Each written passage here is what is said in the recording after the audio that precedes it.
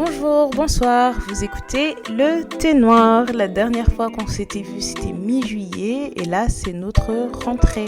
On vous a laissé et on a pris le temps de l'été pour se poser des questions. Qu'est-ce qu'était le Thé Noir? Où allait le Thé Noir? Est-ce qu'on allait continuer ou pas? Est-ce qu'on avait l'énergie, l'envie? Voilà, donc dans cet épisode, vous allez écouter un peu le fil de nos pensées sur ce qu'est le Thé Noir. Est-ce qu'on continue ou pas? Bonne écoute. Coucou Ndaya. Hello. Ça va? Comment ça va? Ça va bien, écoute, je suis encore là. Hein. Je suis là. Tu es là, puisque tu es là, c'est bien. C'est déjà ça, hein. Tu vois, le plus important, aussi. c'est de participer. On m'a souvent dit ça. Exactement. Franchement, on n'a toujours pas de Premier ministre en France, mais moi, je suis là. Voilà, tout va bien. Les choses suivent leur cours, quoi. En fait, je sais pas si c'est l'âge qui me rend aussi anxieuse, moi et mon entourage en tout cas. Mais je trouve qu'il y a tellement de choses qui sont insensées dans le climat politique en ce moment, c'est trop bizarre. Donc vraiment, je me dis, écoute, le plus important, c'est de participer. On va voir où ça nous mène. Et toi? Exactement. Eh ben écoute, moi aussi, je suis là. Hein. C'est le retour derrière le micro après un long été d'introspection et de réflexion et d'imagination. Ouais, ça m'a fait beaucoup de bien. D'agencement, etc. Je pense que c'était je dirais pas que c'était le pire été de ma life, parce que c'est pas vrai, c'est pas le pire été de ma vie en vrai, mais c'était un été qui était pas été. Je trouve que c'était pas... Summer wasn't summering. Exactement. Bah, je suis d'accord avec toi, hein. C'était pas le pire, parce que on se connaît même pas depuis toujours, mais sur les 15 années où on s'est connus, je pense qu'on peut en citer au moins 2 qui ont été pires que celui-là. Au moins 2, ouais. Donc oui, en effet, c'était pas le pire, mais il était pas très jovial.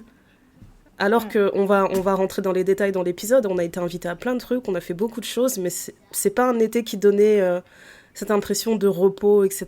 Tu vois, l'été dernier, on avait parlé avant de boucler la saison du podcast, on avait parlé de Soft Girl Era, de bien se détendre, etc.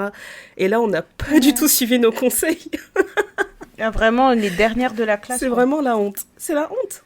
Vraiment, les dernières de la classe. Et en plus de ça, tu vois, c'est un truc où je sais pas, j'avais plein de projets sur cet été, mais en fait, j'ai pas eu l'impression d'avoir eu une vraie pause. Et quand t'es dans des moments comme ça où ton cerveau il est en suractivité, non-stop. On a passé l'été à se parler, à se poser des questions en se disant mais qu'est-ce qu'on fait? Ça se trouve on est des malades mentales, on devrait arrêter, on se pose, on se dit que c'est bon là, on a tout donné, on peut pas continuer avec ce rythme effréné, on peut pas continuer de cumuler 3-4 trucs en même temps. Déjà la vie, ta propre vie c'est déjà du boulot parce qu'il faut que tu arrives à avoir une vie sociale. Je pense que s'il y a quelqu'un qui pendant cet été a trouvé la solution pour avoir, combiner vie sociale, vie professionnelle, vie amoureuse, vie familiale, vie machin, donnez-nous la recette. Vraiment. Parce qu'on l'a toujours pas trouvé. Donc déjà, juste toi, vivre ta propre personne, c'est compliqué. Vivre avec un plus 1, c'est compliqué. Vivre avec les miniatures, plus, là, donc les enfants, oui. Les mini-plus, c'est compliqué. Ensuite, t'as ta famille. Ensuite, t'as le boulot. Ensuite, t'as les activités et les choses qui t'animent et qui te donnent envie. Donc, c'est un peu chiant de penser à tout ça et de réfléchir à tout ça. Mais tu te dis, je pense qu'on a eu combien d'appels cet été où on se demandait, bon, qu'est-ce qu'on fait? C'est pas possible de continuer comme ça. Qu'est-ce qu'on fait? On arrête ou on continue? Si on arrête, il faut qu'on se le dise maintenant. Voilà, qu'on se le dise maintenant et qu'on arrête de s'investir à 1000% à chaque fois. Surtout que je me rappelle qu'avant même cette conversation, on avait eu des grands débats où on parlait de certaines influenceuses, de certaines personnalités françaises qu'on suit, qui, notamment des femmes noires, qui en fait, si tu regardes celles qui ont le plus de succès, elles sont toutes passées par un burn-out à un moment donné. Et ce qui fait qu'on s'est posé ces questions, on se demandait, mais en fait, oui, on veut le succès, on veut la réussite, mais à quel prix? Est-ce que c'est obligatoire de passer par un burn-out, de passer par un moment où tu sens vraiment que tu n'as plus pied pour atteindre tes objectifs? Est-ce qu'il n'y a pas un moyen de trouver une formule qui est équilibrée et qui fait qu'on mène une vie saine? Et malheureusement, je n'ai pas trouvé la réponse. Je n'ai pas trouvé la réponse, Néné. Pareil que pour si vous avez la réponse de nous dire comment ça se passe si on veut tout faire en même temps, on est preneuse aussi, quoi. Ouais. Mais voilà. Aussi parce que... C'était 40 jours intenses, là, on a pensé qu'à ça. Mais on va pas se mentir, vous nous avez beaucoup manqué. Ça fait du bien de faire une pause, parce que j'avoue que j'ai plein de trucs à raconter. Oui, tu vois, tu réfléchis. Je pense que c'est comme pour toutes tes relations, tous les trucs sur lesquels tu es vraiment engagé. Tu pèses le pour et le contre. Et tu te dis, mais en vrai, est-ce que ça en vaut un peu la peine? Et on va pas se mentir, ça a beaucoup aidé. Tu sais, quand on reçoit des messages au bon moment, il y a des DM qu'on a reçus qui nous disaient, voilà, je sais que vous avez dit que vous étiez en pause, mais je voulais juste vous dire que... Et c'est vraiment les petites choses qui nous ont mis du baume au cœur et qui nous ont rappelé, ok, je pense qu'on est toujours sur le même... On est dans le bon. On est toujours dans le bon et on est toujours sur ce même noyau de quand on a commencé le podcast, en fait. C'est toujours les mêmes choses qui nous font vibrer, donc je pense qu'on est là encore pour un moment. En tout cas, on est là encore jusqu'à la fin du mois. Voilà. Après... Mais oui, faisons ça. Le podcast, c'est un contrat renouvelable. Tous les 30 jours, on fait un bilan, on dit, est-ce qu'on continue? On continue ou on arrête? Franchement. Et je tenais juste à dire, si cette intro, elle vous a fait peur, et qu'à un moment dans votre cœur, vous vous êtes dit « Oh non, elles vont pas arrêter leur podcast, j'en ai besoin, etc. » C'est le moment maintenant de mettre pause à ce podcast et d'agir. Parce que il y a un truc qu'on aime trop faire, c'est que quand il y a une chose qu'on a beaucoup aimée, on voit qu'il y a une chose qu'on a beaucoup aimée qui prend fin, et là tu vois des messages d'amour qui pleuvent de partout, qui disent « Oh là là, mais je vous ai trop aimé, mais pourquoi vous faites ça, etc. » Non, il faut donner l'amour maintenant, là, tant que les gens sont encore là. Et ça, c'est vraiment un truc que j'arrêterai pas de prôner. Mettez des commentaires, mettez vos 5 étoiles, surtout vos retours, vos commentaires, etc. sur le programme. Et pourquoi vous avez envie qu'on continue, pourquoi ça vous fait du bien, pourquoi peut-être ça vous fait même pas du bien, peut-être que vous aimez juste nous écouter faire pia quand vous faites le ménage. Toutes ces raisons-là, en fait, c'est vraiment important de donner l'amour tant que ces choses existent. Donc s'il y a eu un petit pincement au cœur quand vous nous avez entendu parler, vous vous êtes dit, mais qu'est-ce qu'elle raconte là? Qu'est-ce qui se passe? Qu'est-ce qu'elle dit là? Voilà. Mettez pause, là, ce qu'elle dit, ça mettez vos étoiles et faites-nous un petit retour, mettez-nous des petits mots d'amour. Voilà. Exactement. Du coup, qu'est-ce qui s'est passé cet été? Où on était? Qu'est-ce qu'on a fait? Par où commencer? C'est surtout ça, par où commencer? Moi, je commencerai par House of the Dragon. Je savais que t'allais dire ça. Mais c'est pas le premier truc qui a repris avant que notre été commence. Moi, je pense que ce qui a marqué le début de mes vacances, c'est la fin de House of the Dragon, non? La fin de la saison. Non, le début de la saison, je sais pas. Bon, en vrai de vrai, on a profité de l'été aussi pour binge-watcher un peu nos séries qu'on aimait bien. Donc, entre autres, il y avait House of the Dragon. Ouais. Vous savez à quel point on aime cette série. Après, vous connaissez ma passion pour Love is Blind. Yes. Love is Blind était de retour avec une saison au UK, donc au Royaume-Uni. C'était magnifique. Comment vous dire? En fait, ce que j'ai aimé, c'était le casting qui était... les gens, ils faisaient du sens dans le casting, même par rapport à leurs âges, etc. Les conversations qu'ils étaient en train d'avoir, c'était vraiment des conversations profondes. Tu vois, c'est pas comme il y avait des saisons aux États-Unis où tu voyais que des red flags. Là, tu voyais green flag, green flag, green flag, green flag. Tu te dis, oh, ok. C'est vrai. Après, bien sûr, tout n'est pas parfait. Il y a des choses où tu te dis... Voilà, mais je me dis aussi que chacun dans son chacun se gère, chacun sait ce qu'il peut supporter, chacun sait ce qu'il peut voir. Donc ça, c'est une chose aussi. Mais j'ai trouvé que dans l'ensemble, la saison était bien. Ça commençait très très fort parce que ça nous en met plein la vue. Sur la fin, c'était un peu mou, tu vois. Même quand ils ont fait la réunion. Bah oui, parce que nous, on était à distance. On n'a pas été au bout, après les épisodes, on s'appelait, etc. pour faire des petits débriefs. Et d'un coup, quand on arrive à la finale, on était là, j'ai rien à dire. Ouais, c'était ça. C'était un peu la fin un peu ça fait du sens, mais tu te dis, bon, j'aurais bien aimé qu'ils abordent plus des sujets en profondeur, mais en même temps, tu peux pas aller jusqu'au bout tout le temps, parce que je pense qu'ils ont aussi un temps à respecter, etc. C'est Donc, ça. bon, Mais surtout il y qu'on a a beaucoup, appris, beaucoup de on a choses. appris une chose aussi. Et tu sais, il y avait la fille qu'on voyait tout le temps dans la maison, dans les premiers épisodes. Il y avait une femme noire là qu'on trouvait trop belle. On disait, mais elle, on l'a pas vue aller dans un seul date, mais on la voyait tout le temps dans la maison. On comprenait pas pourquoi. Et en fait, elle a fait un TikTok après, pendant la saison, pour expliquer que il y avait beaucoup de couples qui se sont créés, en fait. Nous, je pense qu'on a suivi Ouais, 6 couples ou 5, je sais plus. ouais, c'est ça, 6-6. Voilà, et elle disait qu'au final, il y en avait 11 qui s'étaient fiancés. Donc la production fait vraiment un tri et décide d'aller juste sur ces 6 couples. Et moi, je savais pas ça. Ouais. Je pensais vraiment qu'on suivait toutes les personnes qui finissaient par passer le cap de je mets un genou au sol, quoi. Mais non. Non, mais tu t'imagines si tu suis tout le monde? Non, mais je m'attendais pas à ce qu'il y ait autant de demandes en mariage, en fait. Donc ça veut dire que la formule, elle est efficace. Elle est En quand fait, même efficace. les directeurs de casting sur cette saison-là, ils ont été plus qu'efficaces, quoi. Ouais, et je me demande même si les personnes qui sont pas suivies, elles ont plus de chances, en fait, elles ont plus de chances de leur côté de faire perdurer leur couple. Parce que la partie où vous sortez des pods, vous allez direct dans la réalité.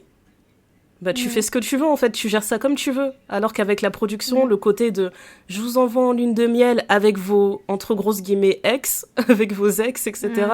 Je mets en place quelques situations qui peuvent potentiellement créer du drama, etc. Ouais. Des fois, j'ai l'impression que ça je sais plus c'est quoi Après, le terme, moi, mais j'ai l'impression que ça pousse les gens aussi à l'échec, en fait. Ça les met dans des situations vraiment compliquées. Après, ce qu'il y a aussi, c'est qu'il y a ils font souvent ça. Ils vont faire une émission spéciale dans 3-4 mois, genre où ils en sont maintenant, qu'est-ce qui Ouais. s'est passé depuis qu'ils ont arrêté de filmer, machin, etc. Donc je me dis que potentiellement, on va avoir ce truc-là aussi, quoi. Ouais, j'ai hâte de voir. En tout cas, j'aimais bien le Ouais. couple de Jasmina ou Jasmine et Bobby. Ils me faisaient vraiment rire, eux deux. Jasmine et Bobby, ouais, je trouve qu'ils sont bien assortis. Ouais. Et je trouve qu'ils sont à peu près sains dans leur approche, tu vois. Même comment sa maman, elle a attaqué Bobby, comment elle lui a parlé, etc. Et elle l'a laissé parler sa mère. Et après, quand ils étaient entre quatre murs, elle lui a dit, mais en fait, maman, en vrai de vrai, hein, c'est mon gars et moi. Je t'aime bien, tout C'est ça, pas ton mais gars. C'est pas ton bébé. c'est mon gars et moi. Voilà. Donc, Je te toi et jure. moi, on va être potes, si tu veux. Mais d'abord, c'est mon gars et moi. Mais j'aime bien voir les dynamiques Donc, différentes de couple parce que t'as toujours ce truc, on va dire, assez traditionnel qu'on va voir, même si les gens ils prétendent être des couples modernes, tu vois toujours plus ou moins les mêmes rôles chez l'homme et les mêmes rôles chez la femme. Et ce que je trouvais intéressant en fait avec Jasmine et Bobby, c'est que quand ils se retrouvent à vivre ensemble, tu vois que Jasmine elle est très directive. Et elle est directive et elle est directe. Donc elle va pas passer par 4 chemins, alors que les Anglais ils sont toujours comme ça. Ils sont vraiment incapables de dire les choses directement. Ils vont toujours dire oui, tu vois, en fait, je voulais te dire que bon, après, il faut pas le prendre comme ça. Elle a juste regardé son gars, elle a dit aujourd'hui on a récupéré nos téléphones, j'ai vu que t'étais beaucoup sur ton téléphone et j'aime pas ça. Et lui il a regardé et dit ok, c'est noté. Et puis tu vois, j'ai compris que ça va être un problème. et c'était trop drôle J'ai parce que compris que ça va être un problème. limite, je me disais, les producteurs dans les coulisses, ils doivent se dire putain, ils sont chiants, ils se disputent même pas. Genre, on sait même pas quoi mettre à l'écran en fait. Nous, on a besoin de drame. Ouais. Alors que eux, ils avaient C'est toujours ça, des en fait. conversations qui duraient littéralement 10 secondes. Où elle allait juste dire en fait, Bobby, j'aime pas quand tu fais ça. Est-ce que tu pourrais Oui, arrêter après, Ou bon, limite, c'est elle allait 10 même pas secondes lui pour dire la caméra. arrête quoi. Mais Bobby, il allait juste la regarder et dire ouais, j'ai compris que t'aimais pas. C'est noté. Et puis c'est tout. Ouais. Si seulement ça pouvait Après, être aussi je pense simple. que ça dure pas toujours 10 secondes. Je pense qu'ils ont vraiment pris le temps. Ils ont aussi énormément de temps off caméra, Oui, tu vois. c'est vrai. Donc, je pense que ça joue beaucoup. Mais en fait, ce que j'ai apprécié dans ce casting, c'est que a priori, ils sont tous venus avec l'intention de se marier. Tu vois, ils sont pas venus pour jouer, à part quelques-uns peut-être, tu vois. Mais, grosso modo, ils ont mis l'énergie pour arriver au point où, en fait, on va se marier, quoi. Exactement. C'est vrai, à Donc, quelques exceptions près. Hein. Moi, je pense qu'il y a vraiment... si il fallait faire un cas d'école, je le ferais vraiment sur le personnage de Nicole. J'ai trouvé tellement étrange et tellement fausse. Ouais. Mais pas fausse, genre je suis une hypocrite, mais vraiment fausse. Pour moi, c'était plus profond. À chaque fois qu'elle parlait, je me disais, mais j'ai l'impression que c'est de voir une personne qui est tout le temps en désaccord avec ce qu'elle veut et elle s'en rend pas compte. Tu vois, c'était vraiment étrange. Je sais pas comment l'expliquer, mais la scène où elle se retrouve à dire oui à la demande de mariage du premier gars, j'ai l'impression que tout son corps, tout son langage corporel dit c'est pas ce que je veux, mais elle est là et elle dit oui.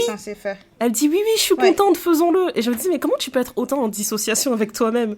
Parce que tout le monde le voit, genre, ça se voit que c'est pas ce que tu veux. Pourquoi tu fais ça? C'était vraiment étrange pour moi. Ouais. Mais il y a plusieurs choses comme ça où tu te dis, ah non, en fait, ça fait pas de sens, c'est pas ça, en fait. Mais tu dis, bon, après, chacun se gère aussi comme il veut, c'est pas non plus la... Parce que c'est assez facile pour nous de juger parce qu'on est loin. Tu vois, on regarde ça vraiment de loin en se disant, ah bah moi, j'aurais pas fait ça, mais t'as vu, il a dit ci, il a dit ça, mais...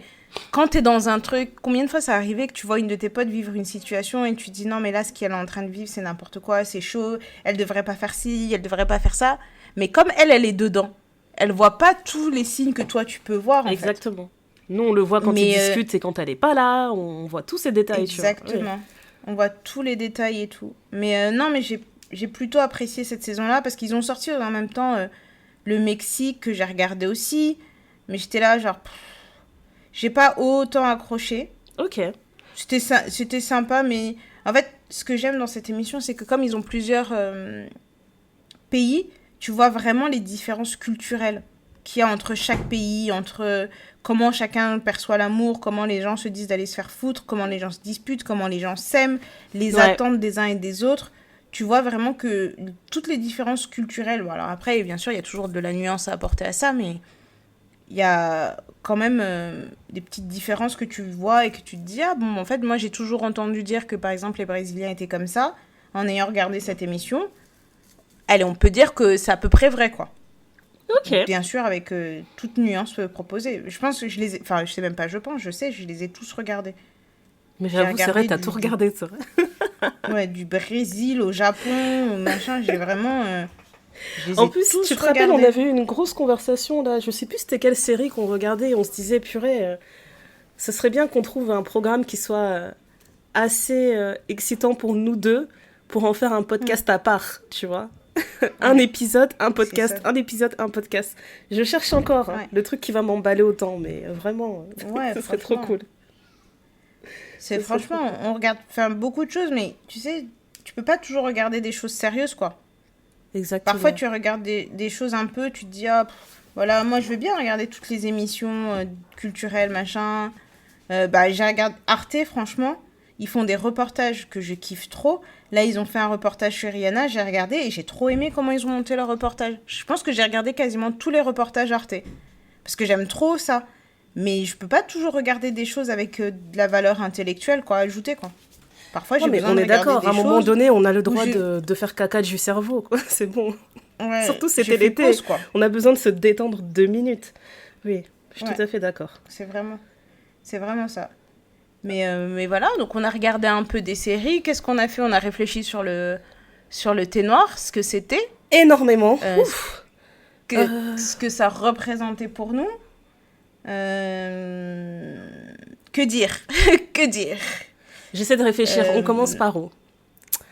On s'est entouré. On a essayé d'agrandir l'équipe déjà. C'était ça la première chose. Parce que je pense que la première conclusion qu'on a tirée, c'est que, ok, on a toutes les deux autant envie de continuer. On a envie que le thé noir vive. Mais il ne peut pas vivre juste avec nous deux. Ça, c'est impossible. Donc, première étape, on s'est entouré d'une super créatrice. On va pas dire son nom parce que je pense qu'elle a pas envie qu'on révèle son identité comme ça, mais on a un nouveau membre dans le thé noir. Et ensuite, on s'est entouré d'un 4e nouveau membre. Et puis d'un 5e nouveau membre. Voilà, en fait... C'est trop bien. Parce qu'on va pas tout dévoiler parce qu'il y a des choses qui vont un peu se dérouler au fil des prochaines semaines. Mais l'idée, c'était de se dire que là, nous, on est capable de donner autant et de consacrer autant de temps et de faire telle chose. Et sur les points sur lesquels on a un peu de faiblesse, on s'est entouré de personnes qui vont nous aider. Et c'est ça aussi de grandir en tant que personne, c'est de savoir que je suis capable de faire ça. Je sais que je peux le faire, mais je sais aussi qu'il y a quelqu'un qui peut faire mieux que moi. Et quand quelqu'un peut faire mieux que moi, je confie à cette personne-là parce que je veux tout le bien qu'il y a pour cette petite entreprise qui est la nôtre. Et ça. Aussi, c'est de se dire que nous, on sait qu'on a conscience on est 2 personnes. C'est toujours plus simple quand tu es toute seule parce que tu te bats avec toi-même et que tu as besoin de faire valider rien à personne. Et ouais, mais c'est dangereux. Juste toi et ta conversation. Oui, c'est dangereux, mais allez, quand je dis que c'est plus simple, à gérer, c'est beaucoup plus simple. Mais quand tu vas te rencontrer des personnes avec qui tu veux travailler, où tu te dis, la vision de Ndaya, elle est comme ça, mais la vision de Néné est comme ça, mais toi, tu dois nous créer une vision qui reprend nos 2 visions. Et je peux vous dire qu'on en a fait des rendez-vous cet été. Et Ndaya rigole et elle sait pourquoi elle rigole et je sais pourquoi elle rigole. On a fait des rendez-vous et à la fin, on s'est dit... Nous savons toutes pourquoi elle rigole. Je savais, tu savais, nous savions. Mais que grosso modo, en fait, c'est ça aussi, c'est que nous, on a notre vision, on a l'amour qu'on a pour ce projet. Trouver des personnes qui ont au minima à peu près le même amour que nous pour ce projet, c'est compliqué. Et même au-delà de ça, des gens qui ont autant envie de s'impliquer que nous, comme nous on le fait, parce qu'on va pas se mentir, notre téléphone sonne du matin au soir. On se parle toute la journée. Je pense que Ndaya, c'est la personne à qui je parle le plus dans ma vie. Mmh. Parce que, en fait, il y a toujours un truc, je t'appelle 2 minutes par rapport à ça, machin, mais est-ce que tu penses pas qu'on devrait faire ça? Est-ce que tu penses machin, tout? Et aussi, on a eu des appels avec des gens qui nous ont dit, mais vous vous rendez pas compte de ce que vous faites, c'est incroyable. Alors nous, on est tellement dedans qu'on voit plus, en fait.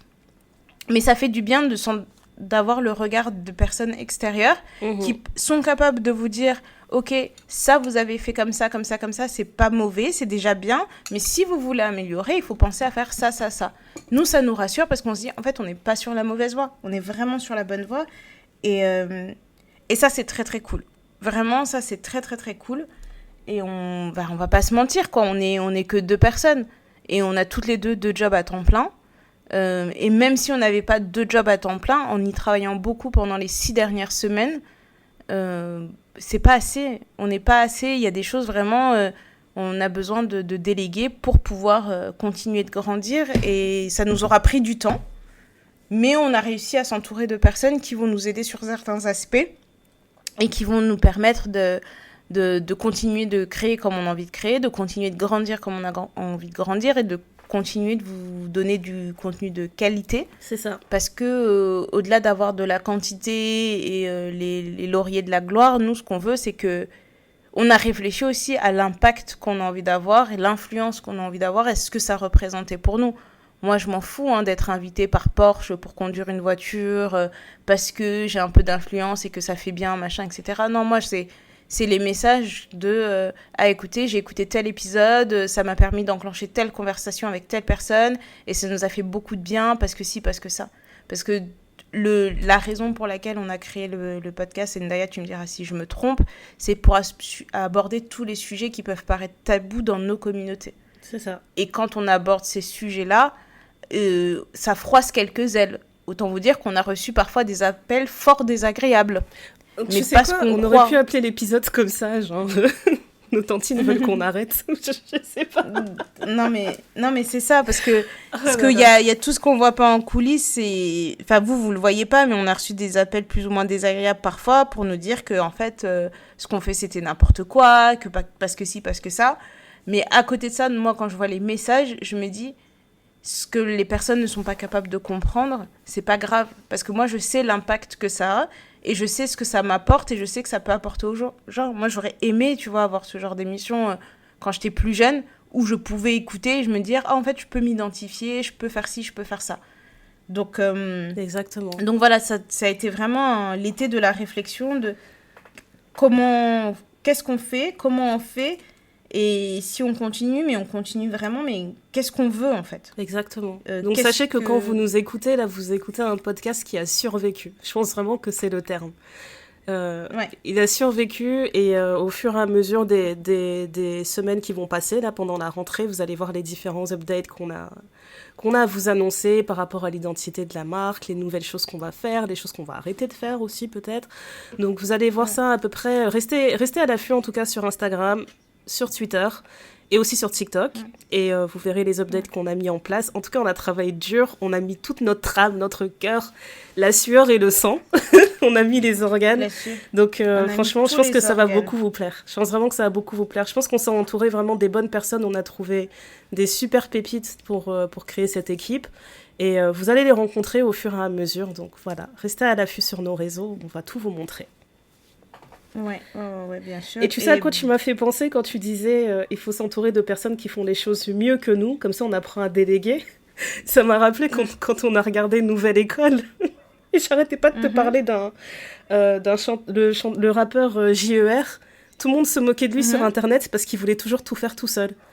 En fait, c'est un mec, il est en Indé depuis longtemps, donc il écrit, il produit ses prods, etc. Et il réalisait aussi ses clips et il montait ses clips. Et en fait, t'as une épreuve dans Nouvelle École où on leur dit, tu vas avoir des gars de Demolition qui vont tourner ton clip. Et le mec, malgré ça, malgré le fait qu'on lui ait mis toute cette équipe en place de Demolition qui a l'habitude de faire des clips à la chaîne, il a dit, ouais mais moi j'ai une manière de monter mes clips qui est spéciale, donc je voudrais faire le montage. Voilà. Quand je te dis qu'il s'est fait insulter, il s'est tellement fait insulter. Le jury a dit, mais pourquoi tu forces en fait ? Alors on sait que tu sais faire, mais là on t'a dit, on te met une équipe à disposition, tu sais pas déléguer. Et en fait, je pense vraiment que c'est le moment où on s'est dit, ouais c'est là qu'il faut qu'on s'entoure de personnes, parce que c'est mignon de se dire à chaque fois, ouais je sais faire, mais c'est pas une raison pour tout faire à chaque fois. En fait, faut faire confiance aux autres aussi, aux compétences des autres. Et t'es pas toujours la meilleure personne placée pour faire parce que c'est toi l'artiste. C'est pas valable. Ouais. Donc, et puis après, dans la journée, t'as combien d'heures ? Non, mais parce franchement... que tu vas tourner ton clip tout seul, tu vas faire ton montage tout seul, tu vas gérer les éclairages tout seul, tu vas non, mais tout en fait, c'est seul. juste pour pouvoir dire aux gens à chaque fois, c'est moi qui ai tout fait. Ça, en fait, ça sert à rien, tu vois. Si au final, il y a des couacs partout, ça sert à rien, on s'en fout. Moi, j'ai envie que ce soit de meilleure qualité. C'est tout ce qui compte. Donc, j'ai vraiment noté, je veux pas être un GER dans ma vie. Pardon. J'ai réfise. Voilà. voilà. Donc, du coup, c'était surtout ça qu'on voulait vous dire, que ne vous inquiétez pas, vos tantines préférées, vos yabibiches sont là. Elles bougent pas. En tout cas, pas pour le moment. Les gens qui sont pas contents, vous allez maigrir. Et les gens qui sont contents, on va célébrer ensemble parce qu'il n'y a pas de raison, en fait. C'est ça. Il y a pas de raison. On est en guerre contre personne, on est en compétition contre personne. Nous, on le fait parce qu'on y croit et on sait où est-ce qu'on veut aller. Et on roule la bosse, quoi. On roule notre petite bosse, on continue d'apprendre parce que même si ça fait 7 ans qu'on fait ça, il y a des choses qu'on veut améliorer. Personne n'est parfait. Mais on est là on est là en tout cas encore un tout petit temps et on va continuer de faire ce qu'on aime faire et on va continuer de partager comme on a envie de partager et on va continuer d'apprendre de nos erreurs et on va continuer de construire avec vos retours en nous disant ça on a aimé, ça on n'a pas aimé, est-ce que vous pensez plaire plus de ça, etc. Enfin, c'est un travail que l'on fait tous ensemble. Yes. C'est vraiment parce que je suis une gamine, hein, mais pour celles qui ont cru qu'on allait arrêter, là, souffrez. Vous allez souffrir. Souffrez de nous voir encore. Vous allez souffrir. Non, mais en plus, on parle comme si on avait plein de haters. Je pense que non, mais franchement, non, mais ça m'étonnerait pas que tu vois, t'annonces, tu dis, ouais, voilà, c'est la fin du thé noir, et qu'il y a une personne qui fasse, enfin Enfin, elles vont arrêter de nous casser les oreilles. Elles vont arrêter de piailler, là. Laisse tomber. Attends, mais qu'est-ce qu'on a fait ? En fait, cet été, on a été invités à beaucoup d'événements, hein. Parce que je viens de me rappeler, en fait, t'as rencontré les copines de Ginger, depuis le temps qu'on devait les voir en personne. Toi, t'as pu les rencontrer, moi je les ai pas vues. Mais si tu peux nous raconter vite fait, franchement, ça me ferait plaisir. C'était ferait plaisir de savoir ce que moi j'ai fait. Oui, ça me ferait plaisir quand j'étais pas là. Voilà. Comme ça, moi aussi, je te raconterai ce que j'ai fait quand t'étais pas là. Au nom de nous deux. Voilà. Au nom de nous deux. Non, en fait, elles avaient fait un talk sur la notion de communauté. Et donc, elle nous avait invités pour parler de ce qu'était la notion de communauté pour nous, ce que ça représentait, comment on l'appliquait un peu dans notre quotidien, etc. Et en fait, ce qui était super intéressant, c'est que déjà, je trouve que l'ambiance était très, très bienveillante sur le talk. Enfin, je trouve que même la personne le modérateur, je trouve qu'il était très, très bien. C'était un homme qui modérait cette conversation. Ça a duré... un peu plus d'1 heure, je pense, si je dis pas de bêtises. Ouais. Et en fait, c'était bien parce que du coup, t'as y avait peu d'hommes. Et ça aurait été marrant de voir certains plus d'hommes donner un petit peu leur avis, discuter, etc. Yes. Mais ce qui était bien, c'était que les questions permettaient de voir un peu les choses en fonction des perspectives de chacune. C'est ça. Le thème, si je me rappelle bien, c'était repenser la communauté, et c'était un débat genre femmes et hommes, c'est ça ?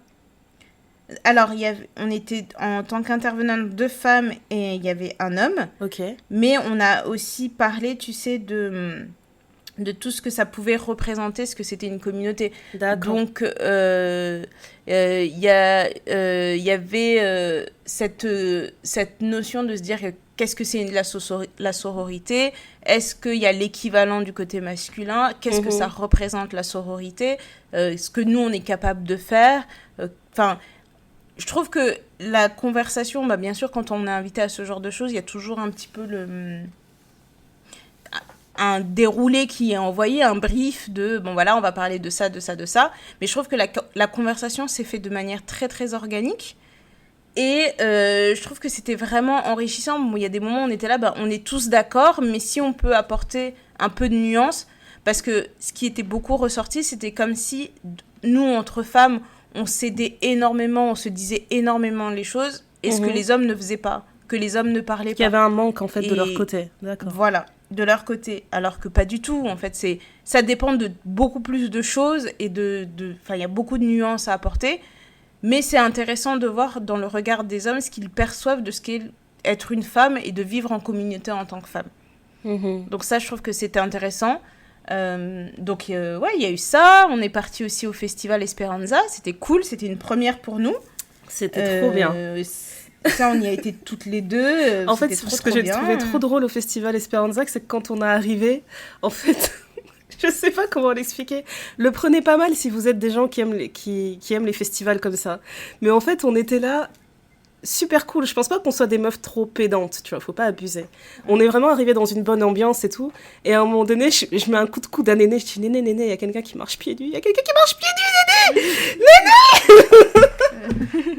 Jusqu'à ce qu'on croise une deuxième personne pieds nus, une troisième, on s'est dit, mais on est où? On est avec des gens qui marchent pieds nus. Franchement, c'était trop drôle. On était parmi les Yannick Noah de ce peuple. Tu vois comment tu commences à déborder. Tu commences vraiment à déborder. Non, mais Néné, en vrai. Non, mais c'était... franchement, on s'est dit premier festival. Bon, c'était pas le premier pour Néné, mais c'était la première fois qu'on faisait un festival ensemble. On est venu en mode festivalière, cool. Mais ça m'a tellement fait rire de voir les gens pieds nus. Franchement, je me suis dit, ah d'accord, donc c'est ce genre de festival. Quand je les ai vus comme ça, dans ma tête, j'ai entendu... C'est quoi la chanson, là ?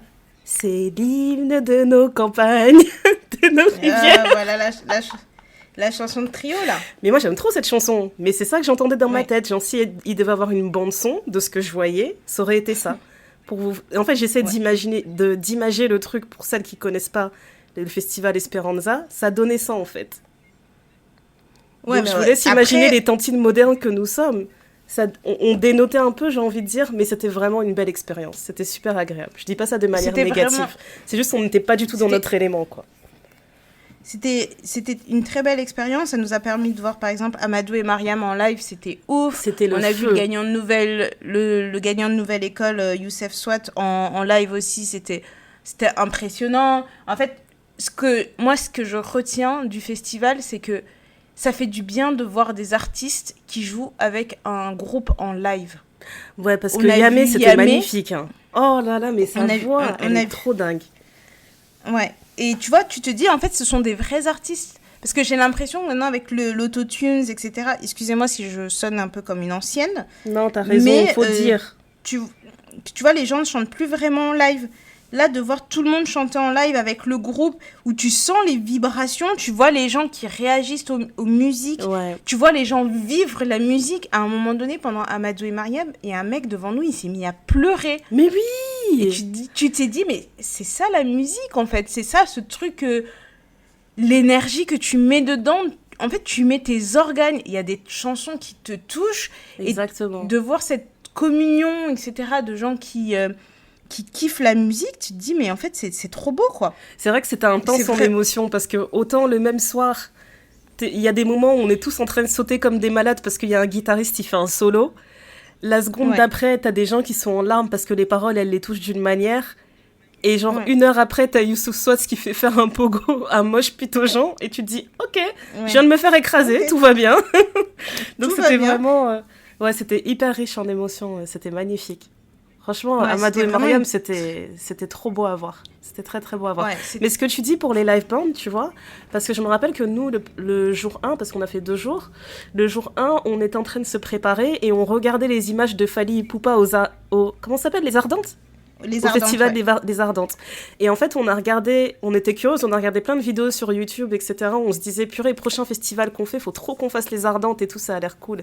Mais on va pas se mentir, quand j'ai vu les récaps de la majorité des rappeurs aux Ardentes, mais tu t'ennuies à travers l'écran. Tu sentais l'ennui à travers l'écran parce que la plupart, ils montent sur scène avec des potes, même pas des gens qui vont chanter ou qui vont rapper avec toi, parce que d'habitude, des rappeurs, ils font monter quelqu'un qui back. Non, c'est des gens qui sont sur scène. Aussi, ils filment le public les filme, le rappeur, il met sa bande-son derrière et il dit un mot sur toute la phrase. Sur 5, Tu te dis, mais t'es venu pourquoi, en fait ? T'as vraiment pris ton chèque et puis tu t'en fous. Il n'y a aucun travail qui a été fait. Tu sais que la personne, elle s'est pas posée... En fait, au moment où elle a su qu'elle allait faire les Ardentes, elle s'est pas dit, j'appelle mon équipe et on réfléchit à toute une scénographie, un show, et tout un track listing qu'on va faire, etc. Et franchement... je me dis, tu vois, là, on a de la chance, on a été invités et on a eu une expérience incroyable. Mais j'aurais payé, tu vois, pour ce qu'on a vu. Mais par contre, j'aurais été aux Ardentes, j'aurais payé, et les rappeurs, ils font ça m'aurait tellement énervé. Ça m'aurait trop énervé. Ouais, c'est ça, en fait. Moi, je sais que quand j'étais partie voir Thames au début de l'été, j'ai trop aimé parce que, pareil, live band, le groupe joue en live et c'était cool. Parce que je me dis, en fait, tu sens les vibrations dans le truc. Je sais pas... En fait, j'aime l'expérience de concert, de festival, etc. Avec la musique qui joue en live derrière. Si tu mets juste ta bande-son et que tu vas marcher, tu vas faire je fais la même chose chez moi. Je mets la bande-son. Je la fais peut-être mieux que toi, tu vois. Je le fais pareil, tu vois. Mais je sais qu'une fois, j'avais vu Common aussi comme ça sur scène. Bon, pour ceux qui ne savent pas, Common, c'est un de mes artistes préférés sur cette terre. C'était pas ça ton premier festival, du coup ? Le premier truc que j'ai fait, je pense que c'était un truc avec Common et avec le parfum... de Diesel, là. J'ai oublié comment il s'appelle. Only the Brave. Ouais. Yes. Only the Brave. Et ils avaient fait une espèce de petit festival à Paris, etc. Et je me souviens que j'avais été, mais j'étais en folie quand Common, il est monté sur scène. Oh là là là là là. Ah ouais. Donc comment t'étais là ? C'est comme ça que je serais pour Singila. Merci. Mais voilà, mais tu vois, mais showman, tu vois, et tu vois que il interagit avec le public, etc. Tu vois que c'est travaillé, que c'est pas juste un truc genre ça fait 20 fois que je fais ce truc, ce set, j'en peux plus, j'en ai marre de cette tournée, j'ai envie d'arrêter, je le fais parce qu'il faut le faire, machin, etc. Non, tu sens vraiment que le gars, il est là, il dit non, mais moi j'ai envie de passer un bon moment. Je vais passer un bon moment avec vous. Est-ce que vous êtes prêts à passer un bon moment ? Les gens, ils sont là, ils sont chauds. Ils se disent, ouais, on est chaud, on est chaud, on est chaud. Ça fait grave plaisir. Mais grave. Ça, En fait, c'est ça, c'est cette expérience-là que moi, je cherche quand je vais voir des concerts, etc. J'ai l'impression que c'est ce que tout le monde cherche. Parce que les gens sont déçus si tu mets juste la bande-son et que t'es là, tu te dis, ah bon, juste une bande-son, moi, ça m'intéresse pas. Ouais, mais tu serais surprise. J'ai pas l'impression que les gens cherchent spécialement ça. Hein. Après, comme t'as dit, on fait notre session tantinégri, là. Mais je pense que la génération plus jeune, elle aime l'idée d'avoir vu telle personne qui est connue ou qui est hypée en ce moment. Et puis c'est tout. Tu vois, c'est tout. Juste de dire, je l'ai vu en personne. Et puis c'est tout. Voilà. Franchement, ouais. Mais surtout dans le domaine du rap, moi ça m'énerve qu'ils fassent pas cet effort, ça m'énerve vraiment parce que en fait j'ai pas envie que les gens pensent que c'est normal. C'est pas normal parce que j'en ai vu des rappeurs sur scène et il y a plein de rappeurs sur scène qui font énormément d'efforts pour faire une scénographie, pour faire tout un truc qui est très carré et qui est très artistique, mais j'ai l'impression que j'allais dire les rappeurs français, mais non, même pas spécialement les rappeurs français, mais que t'as une nouvelle wave là qui veut juste pas faire d'efforts, en fait, c'est vraiment le même niveau de performance que si tu venais chanter en boîte de nuit, que si tu fais l'Olympia ou tu fais Stade de France. Enfin non, c'est pas normal, c'est pas pareil. C'est pas la même chose. Enfin, moi, je regarde Kanye West, comment il travaille sur ses shows, c'est impressionnant. T'as vu le truc, elle est malade. Le cookout de Kendrick Lamar, là ? il a fait quelque chose, même si le mec est tout seul sur scène, il a quand même fait quelque chose. Bien sûr. Ouais, bien c'est, sûr, bien c'est sûr. décevant. Ok, donc Esperanza, c'était ça. Qu'est-ce qu'on a fait d'autre? Côté Toi, t'as Londres, été à Black Ballad. ouais, côté Londres, on a été invité au premier festival de Black Ballad. Black Ballad, c'est une newsletter et un site internet en fait qui regroupe des articles qui sont ciblés pour les femmes noires british. Et ça a été créé justement par une femme noire d'Angleterre qui est journaliste de formation. Et elle a créé ça il y a 10 ans en fait. Et elle racontait que pendant le confinement, elle réfléchissait à comment elle allait lever des fonds, etc. Parce qu'elle voulait vraiment faire un truc énorme pour fêter les 10 ans de sa newsletter. Et c'est comme ça que, je pense que c'est en 2021 ou quelque chose comme ça, ils ont fait une grosse levée de fonds et ils ont pu passer au niveau supérieur en tant que société. Et en fait, c'est vraiment... c'est devenu une institution dans le sens où, avec ce qu'elle a créé, elle a réussi à rémunérer pour la première fois une grande majorité des journalistes noirs qu'on connaît en fait au Royaume-Uni. Donc c'est un truc qui a eu un impact incroyable en fait. Et donc ils ont fait un festival où il y avait beaucoup de talks. Il y avait un podcast qui s'appelle To My Sisters qui a fait un épisode live pendant le festival. Après il y avait beaucoup d'entrepreneurs qui sont venus pour parler de leur parcours, etc. par rapport à des sujets bien spécifiques. Donc tu as la fondatrice qui a fait un talk avec son associé et avec son bras droit pour parler de comment elles ont commencé par un blog pour arriver à ce qu'elles ont aujourd'hui et qu'est-ce qu'elles attendent pour le futur. Après, j'ai assisté à un autre talk de Candice Brathwaite. Je sais pas si elle est bien connue en France, mais en tout cas, elle est quand même très connue aux États-Unis et en Angleterre. Et elle est, j'ai envie de dire journaliste, non, je pense qu'elle est écrivain. Elle a écrit son 4e livre, elle est en train de faire la promotion pour son 4e livre, et elle a aussi un podcast avec en binôme qui s'appelle Closet Confessions. Et franchement, j'aime beaucoup sa personnalité, etc. Donc elle a fait une sorte de mini TED Talk où elle a parlé de sa carrière, de son parcours, et de comment elle a appris à être une femme qui est vraiment unapologetic, donc c'est-à-dire une femme qui vit selon ses propres codes et à son propre rythme en fait. Et je trouvais ça vraiment intéressant son talk parce qu'après, pour celles qui la connaissent pas, Candice Brathwaite, c'est une femme qui fait peut-être, à tout cas, c'est 1m60. Elle est très dark skin et elle est crâne rasé. Et donc elle-même, elle le dit, elle dit, tu vois, je suis pas partie avec beaucoup d'avantages dans cette société. Si tu regardes les codes d'aujourd'hui, moi, je suis pas dans les codes des canons, etc. Donc j'aimais bien en fait qu'elle ait vraiment décidé de own tout ça, en fait, et d'en faire sa force. Et donc, elle racontait son parcours et tout de cette manière. Et franchement, moi, quand on parle de ce genre d'événement, j'ai tendance à détester. L'aîné me connaît, hein, mais je le dis pour les auditrices, est-ce que vous savez pas ça? Mais moi, si tu me parles d'un talk, on dit, vous allez rencontrer des femmes inspirantes, etc. Je pense tout de suite à femmes d'influence, je dis, ah, laissez-moi, arrêtez de venir prendre mon argent. Vous voulez toujours me vendre le succès. Et non, il n'y a rien. Arrêtez, ça me fatigue. Mais vraiment, pour le coup, je me suis assise au premier talk. Je suis partie avec une de nos associées, d'ailleurs, du Thé Noir. Et on avait les larmes aux yeux. Franchement, on a écouté des témoignages, on avait les larmes aux yeux. On s'est dit, mais... Et c'est dans ces moments-là, en fait, que comme disait Néné au début de l'épisode, en fait, là, tu retrouves la source qui te donne envie de continuer dans ton entreprise. Et ça fait partie de ces moments-là, en fait. C'était vraiment un moment fort où je me suis dit, tu vois, j'ai envie que j'ai cet impact-là dans la vie d'autres personnes, en fait. Quand elles écoutent le travail que je mets en avant, quand elles voient le travail qu'on met en avant, j'ai envie d'avoir cet impact positif, en fait. Et c'était juste magnifique dans ce sens-là. Et en plus de ça, c'est toujours plus impressionnant quand tu pars juste de l'autre côté de la Manche par rapport à la France, de voir, en fait, tous les énormes sponsors que les femmes noires peuvent récupérer dans leur business. Parce que même la créatrice elle-même, elle disait, vous vous rendez compte, je suis une femme noire britannique, j'ai dit je veux faire un média pour les femmes noires britanniques. Personne d'autre. Elle a dit, je n'ai pas dit je veux faire un truc pour les femmes noires anglophones ou machin. Elle a dit non, c'est pour les femmes noires british. Si t'es pas d'ici, tu vas pas comprendre de quoi on parle. Et si tu t'abonnes, c'est pour apprendre comment nous on fonctionne dans ce royaume. Et ça s'arrête là en fait, ça va pas s'étendre. Et donc elle disait, pour moi je partais vraiment comme si je me tirais une balle dans le pied. Je pourrais jamais trouver des investisseurs. Mais elle a réussi. Et quand elle a finalisé sa levée de fonds, je pense qu'elle avait levé un $250 000, tu vois. Et quand t'écoutes ça, tu te dis, ah ouais, Des fois, on aime trop minimiser notre travail, etc. Mais non, en fait, tu peux vraiment faire de grandes choses. Donc ça, c'était...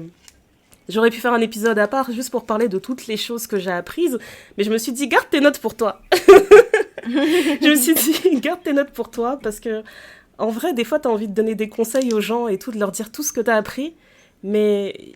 Tu vois, il y a une chose, c'est qu'il y a plusieurs paramètres qui comptent. Il y a les conseils que tu reçois et aussi le timing.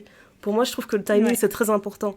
Si t'es pas dans un état d'esprit où tu as besoin d'entendre ces choses-là, ça sert à rien que je débite, etc. Ça va pas vous faire le même effet. Donc, voilà. Ça, c'est pour Black Ballad. Et en plus, on est rentré avec plein de cadeaux. Et genre, quand je suis rentrée avec les cadeaux, j'ai envoyé une photo à Néné, j'ai dit... Purée, donc c'est comme ça qu'elles se sont senties, les filles, quand elles ont quitté la Galentine's. Parce que je me suis sentie tellement gâtée. J'ai dit, mais c'est trop bien, les goodies, en fait. Même. C'est trop bien. Laisse tomber. Gâter. Ouais, on m'a fait trop de cadeaux. Franchement, c'était super intéressant.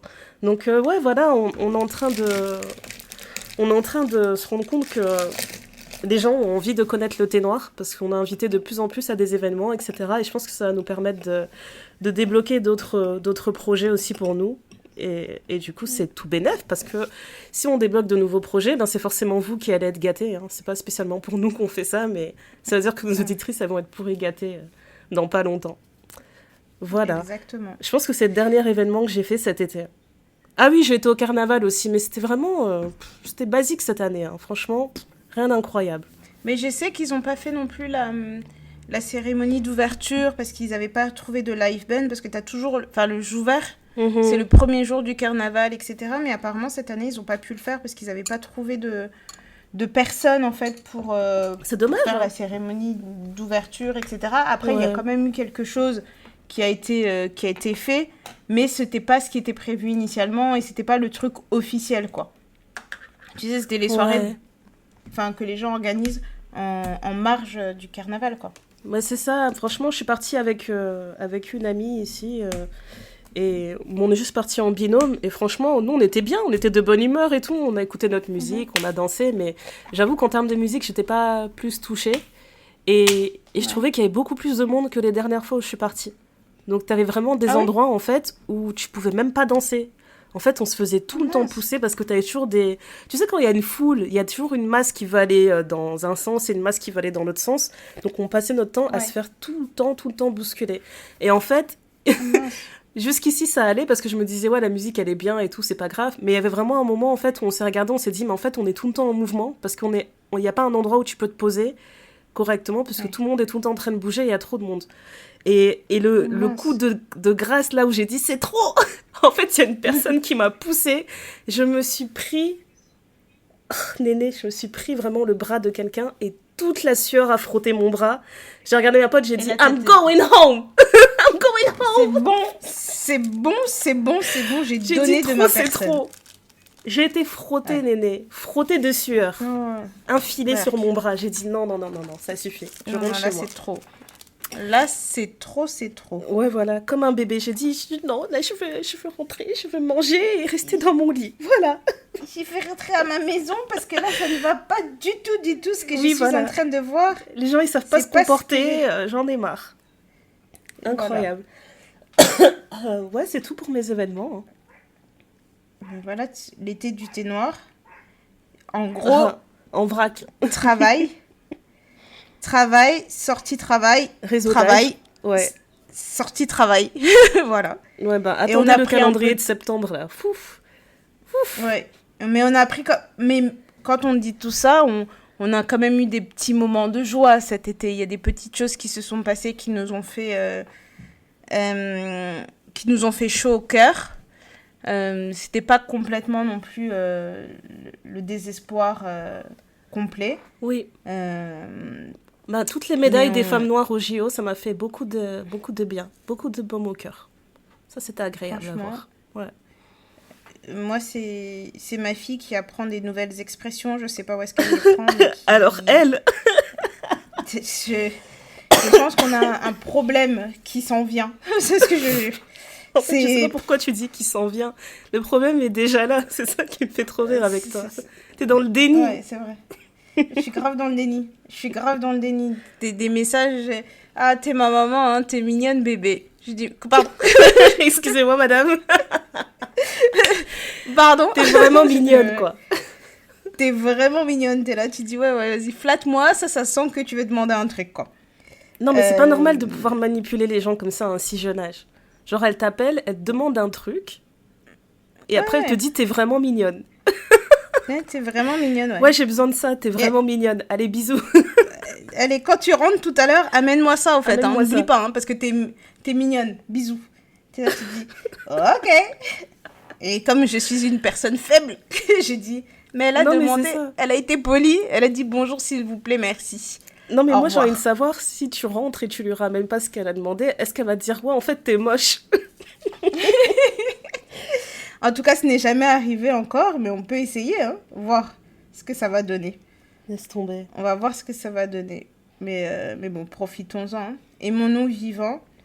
Oh yes. Je pense qu'on terminera sur le fait de se dire que même si la vie va continuer de nous envoyer des choses un peu aléatoires et des coups en haut, en bas, à gauche, à droite, on aime bien vivre. On est heureuse de vivre. Yes. Même dans les difficultés. Et qu'on essaye de ne pas abandonner, on essaye de ne pas baisser les bras. Et on essaye de continuer la tête haute, même si ce n'est pas toujours simple. Mais de toujours se rappeler pourquoi on fait les choses. Et quand on fait les choses pour les bonnes raisons, il n'y a rien qui peut nous arriver. Voilà. Exactement. Merci beaucoup, prédicatrice Néné. Bientôt, je vais monter mon culte. Merci de vous inscrire et de rentrer dans... Le culte des mignonnes Des mignonnes. Oui, c'est un joli nom des cultes. Hein. Oui, vraiment, oui, j'aime les beaucoup. Mignonnes. Les mignonnes. J'aime beaucoup. Comme d'hab, vous savez où nous retrouver. Hein, on va pas trop vous en dire, tout ça. Est-ce qu'on doit répéter parce que vous avez l'impression que ça fait longtemps qu'on vous a pas expliqué là où on était? C'est vrai, ça fait longtemps. Je vais pas te mentir, j'ai appuyé sur enregistrer, je me disais purée, qu'est-ce qu'on dit au début? On fait quoi? Je me rappelle plus. Alors, on se retrouve bien sûr sur toutes les plateformes de streaming, de podcasts, Spotify, Apple Podcasts, SoundCloud, Deezer, pour que vous puissiez nous écouter, vous casser les oreilles. Ça, c'est comme d'habitude. On se retrouve entre maintenant et fin décembre chaque dimanche avec un nouvel épisode. On se retrouve chaque jour de la semaine, donc du lundi au vendredi sur Instagram tous les matins pour les stories très très très très drôles du Thé Noir Podcast. Sourcé sur les internets d'Elon Musk et consorts. Yeah. On se retrouve toutes les 2 semaines dans la newsletter. Si vous n'êtes pas abonné, n'hésitez pas à aller sur le site internet du Thé Noir Podcast pour vous abonner et recevoir votre newsletter toutes les 2 semaines le jeudi dans votre boîte mail. Et pour l'instant, c'est tout ce qu'on peut vous dire. Et on va continuer de discuter avec vous sur Twitter, de réagir sur l'actualité sur Twitter. Donc, petit rappel, sur Twitter, c'est Ndaya principalement. Et sur Instagram, c'est principalement Néné qui vous répond et qui vous raconte des blagues. Voilà. Comme ça, vous savez, parce que c'est une question qu'on nous pose souvent. Mais c'est qui est Et on a divisé pour mieux régner. Je parle à qui au juste, je te jure. Voilà, donc on a divisé pour mieux régner. Donc Ndaya est sur Twitter et moi je suis sur Insta. Et voilà, et on travaille toutes les deux sur la newsletter, on travaille toutes les deux sur le podcast. Maintenant, on est accompagnés de 3 magnifiques personnes. En plus, on a dit 3, mais en vrai de vrai, elles sont 4. Elles sont 5. On est 5. 4, 5. Donc voilà, une petite équipe qui grandit. À côté... on continue aussi de travailler sur des projets perso. On a toutes les deux eu un peu de changement dans nos vies de pro à côté qui s'annonce pépite. Dormir, c'est pour qui? C'est pas pour nous, on dirait. Grave. Et nos enfants grandissent, nos vies vivent, quoi. Yes. On garde la tête en dehors de l'eau. Et si on se disait qu'on essaierait de regarder la vie du bon côté, on va vraiment faire l'effort de regarder les choses de manière positive. Nous sommes en santé. Nous avons la chance d'avoir un toit au-dessus de nos têtes, d'avoir de quoi manger et un travail qui nous permet de vivre. C'est une chance que nous avons que d'autres n'ont pas. Donc, on va essayer d'être positive. Voilà. Exactement. Merci de nous suivre dans ce renouveau. Et bonne rentrée. Merci à vous. Bonne rentrée à toutes. Vous êtes vraiment mignonnes. Vous êtes vraiment mignonnes. Bye.